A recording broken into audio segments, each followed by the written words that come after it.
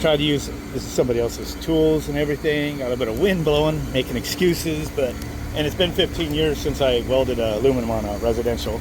Last time was on spine fin from American Standard, where I peeled it off, and it was successful. But I was working on it and trying to use this torch, and you know, it was just starting to flow, getting the rod to dribble on there. And what I do is usually dribble on the silver rod like this, you know, and then start heating it up and working it around until it flows.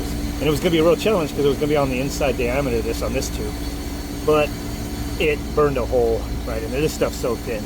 So at that point I said, well, we want temporary operation so a coil could be ordered. So we'll lose 1 out of 9 parallel circuits. Let's just solder it shut.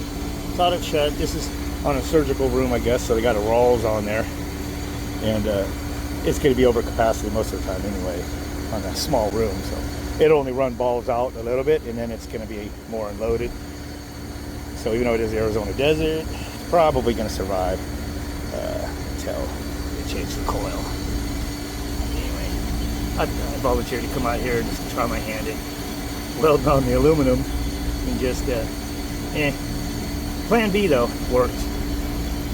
Pinched these and filled them up, basically soldered them shut just to isolate that leaking circuit.